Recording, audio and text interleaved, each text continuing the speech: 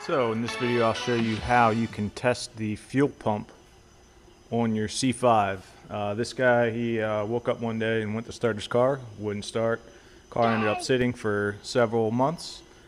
One thing you can do is hook up a pressure gauge to the test port on the car, and you can go inside the car, turn the ignition on, and see if you hear it, or if you can actually register any pressure. So we're not registering any pressure. You don't hear any noise at the fuel rail, so that tells me the fuel pump isn't turning on. So we can turn the car off. We're going to test the relay. So what we're going to do is we're going to swap it with the horn relay and verify if it works or not. So what you do is honk the horn. So we know the horn relay works, right? So we'll come around here, pop off the fuse block. We'll look in here for the actual horn relay. As we can see, 36 is the horn and 35 is the fuel pump. So 35 and 36 right there, right? We got our maxi fuses over here, so that's lined up right. So 35 and 36, these two relays. This is the horn, that's the fuel pump. So what we're going to do is we're going to swap them. They just pull right out. Swap them. Go back in the car and honk the horn. So our relay is working. Alright, so next thing we're going to do is we're going to test for voltage at the fuel pump. Take off the wheel. You're going to have to take off the inner wheel liner.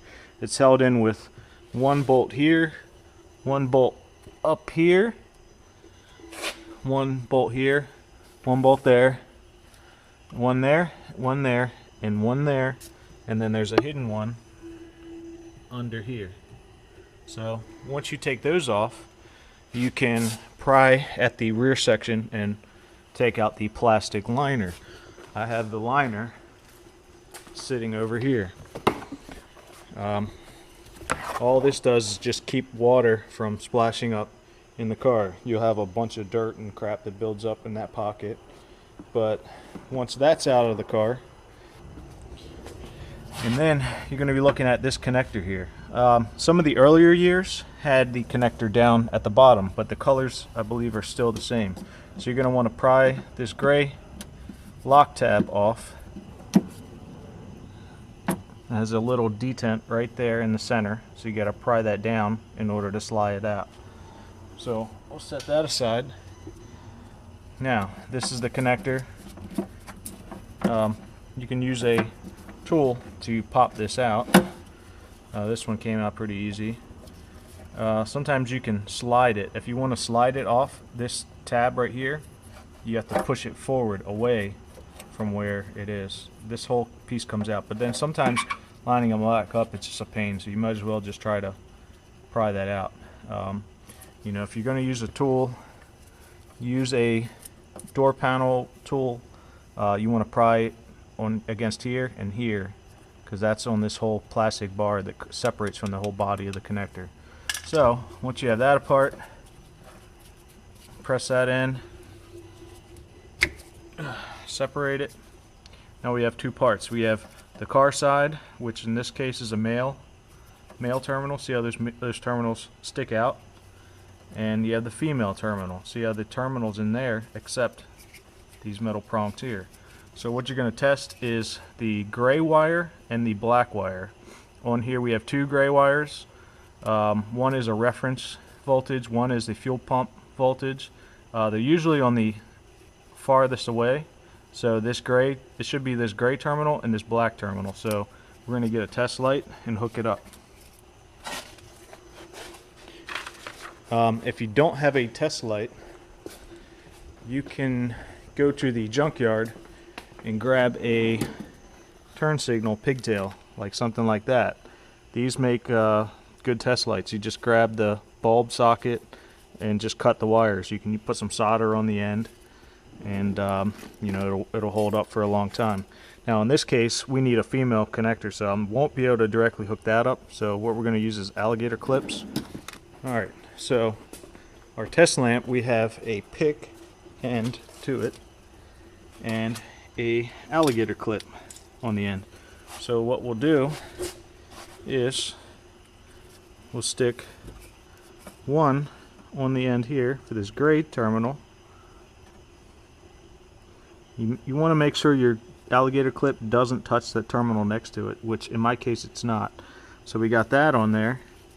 Then we're going to use a test cable, which by the way, you can get alligator clip ends at like Harbor Freight or any auto parts store, and you know, you just crimp them on, you know, a nice length of wire, and you'll be using these for a really long time. Clip this on the end, so we got both terminals. We're going to complete the circuit and hook it up to our test light. So we'll do that. We can try to prop this up so you can see it. So we'll stick this right here on the door.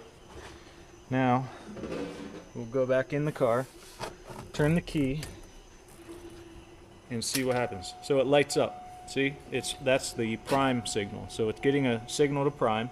If we crank it, it tries to stay pumping, which is good. So the electrical system in this car is working flawlessly. So no problems there. Now we know we have to drop all this stuff to get to the fuel pump, which is in the driver's side tank. Now there's some quick ways to do it, but they're kind of risky. If you end up damaging some components, they can get very expensive. It's something you probably want to do on a lift, because you know, it's a lot involved to take this whole rear subframe out, the exhaust. I actually had started on it. I started taking the exhaust out, but I figured I would show you guys a quick way to do that, to test the fuel pump setup on a C5 Corvette. So thanks for watching. I hope you guys got some good information out of it, and good luck, and have fun.